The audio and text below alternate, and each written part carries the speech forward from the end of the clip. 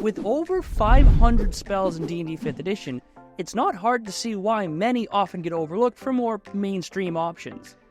But for players that brave that massive list, they are rewarded with some truly unique gems that can change how they see the game. So grab your spellbook, don't forget a walking stick, and why not smack that subscribe button while you're at it as I take you through 5 underrated spells in D&D 5th edition. Starting off, we have the criminally underrated Tasha's Caustic Brew. You create a 30-foot long, 5-foot wide stream of caustic acid that forces creatures within that area to make a dexterity saving throw or become covered in acid.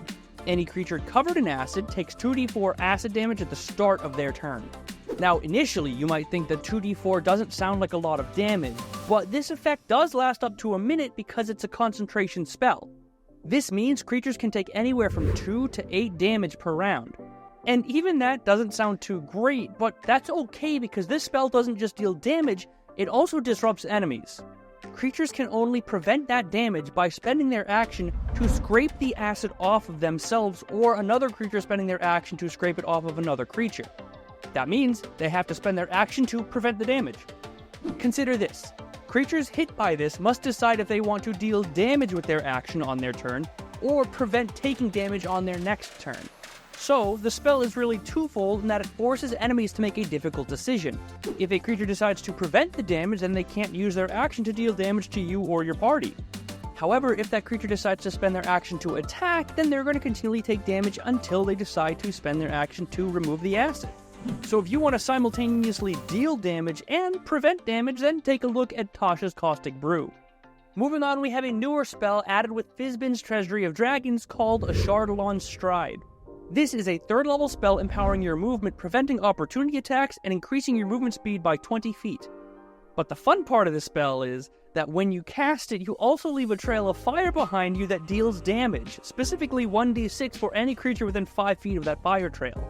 I find that a lot of players tend to just skim through spell descriptions looking just for the damage numbers, but if you can read between the lines, this spell is pretty damn powerful. Since it's a bonus action, you get immediate value since you can just use your movement right after and then still have your action after that. Most players will have about 50 feet of movement speed to play around with, meaning that you can literally run circles around your enemies, dealing fire damage to all of them. And since it's concentration, you can continue to run those circles around your enemies, dealing damage each time you move, and maintain your action and bonus action for your turns thereafter. Or if you want to play more defensive style, you can use this bonus movement speed to maintain a safe distance from your enemies, all while lobbing spells at range. Although I do have to say, this spell is obviously more suited for a more aggressive style of combat since you get the extra damage with your movement speed and you don't provoke attacks of opportunity. Just imagine running up around your enemies and then maybe casting Thunderclap to knock them all prone and deal the additional fire damage. I don't know about you, but that sounds pretty fun to me. So if you've ever watched Looney Tunes, and let's be honest, if you're watching this video you've watched Looney Tunes, then be sure to add Ashardalon's Stride to your spellbook to live out your best Roadrunner life. Next up, we have a personal favorite spell of mine, the 5th level Maelstrom. You conjure a swirling mass of 5-foot deep water in a 30-foot radius at a point you can see within 120 feet. The area becomes difficult terrain, and any creature that starts their turn in that area must make a strength saving throw or take 6d6 bludgeoning damage and be pulled 10 feet towards the center of that Maelstrom. Being a 5th level spell means that Maelstrom competes with other spells like Conjure Elemental, Mass Cure Wounds, or Greater Restoration, which kind of makes it a hard sell.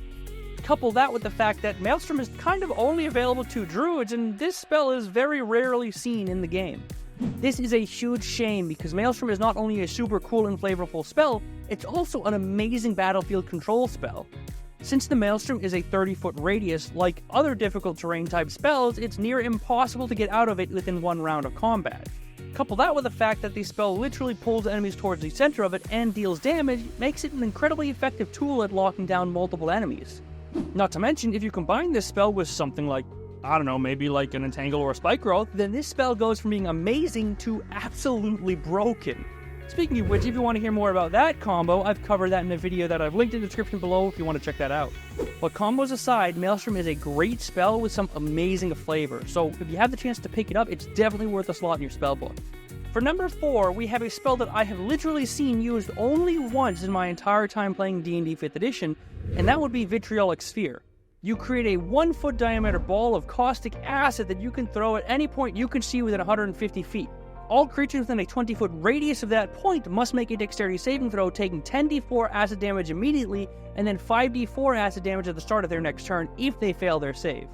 Effectively, this is like an acid version of Fireball. Initially, you might even be thinking this is a worse version of Fireball, but trust me, that's actually just an illusion from the d4s. To prove that, let's go ahead and look at the actual numbers. Since both spells require dex saves, let's compare both successes and failures to get an idea of the potential damage for both spells. The average damage of an upcasted 4th level Fireball is 31.5 damage, but if we assume they make their save, then they're only going to take 15.75 damage. Comparing that to Vitriolic Sphere, we have to recall that they're not going to take the additional 5d4 damage on top, meaning that they're only going to take half of 10d4 damage. On average, that would be 25 damage, but having that for the successful save would get us to 12.5 total damage. But that's if a creature succeeds on that saving throw. What if they fail? Well, we already know a 4th level Fireball deals 31.5 damage. But Vitriolic Sphere adds 5d4 on top, which is pretty significant. This on average would deal 37.5 damage, meaning that it averages about 6 more damage than Fireball. So, when comparing the two spells, Vitriolic Sphere has an upside of about 6 damage and a downside of about 2 damage. So considering that, both of the spells are incredibly similar, and really the only difference here is how confident you're feeling in the enemy's rolls. Plus the fact that it deals acid damage versus fire damage, but that much is obvious. Personally, I like the higher risk, higher reward kind of spell with Vitriolic Sphere with the larger upside and lower downside, but hey, that's for you to decide. So if you ever get sick of Fireball and want a statistically better spell, take a look at Vitriolic Sphere because, hey, the numbers don't lie. Before we move on to the last spell, I want to make a call out that there are a bunch of underrated spells in D&D 5th edition. That's just a side effect of having over 500 spells. So if you think I missed any criminally underrated spells, let me know in the comments below, and who knows, I might even feature it in my next video. But now, for the 5th and final spell, we have one for the Cthulhu lovers out there, and that would be Black Tentacles. This is a 4th level spell that summons, and I quote, squirming ebony tentacles in a 20-foot square at a point you can see within 90 feet. Any creature that enters it for the first time or starts their turn there must make a dexterity saving throw or take 3d6 bludgeoning damage and become restrained. A creature can attempt to break free of the restraint by using their action to make a strength or dexterity check against your spell save DC. This spell is an absolute eldritch nightmare. While the damage isn't amazing for a 4th level spell slot, being able to restrain a large group of enemies is super powerful. It also has some amazing action economy benefits since it forces a creature to use their action to break free if they ever become restrained. And if they decide to not break free, then they're going to take the damage from the tentacles and every attack against them will have advantage, meaning this spell can very easily take care of large groups of enemies. Considering all that, Black Tentacles is a great battlefield control spell that can be effective in pretty much all levels of play. But that's it for today. If you want to see more underrated spells, you can check out the playlist in the corners or in the description below. Also, if you think I missed any underrated spells, let me know about it. I read every comment, almost always reply, and who knows, I might even feature your comment in the next video. Thank you very much for watching, I hope you enjoyed, and I will see you on Friday.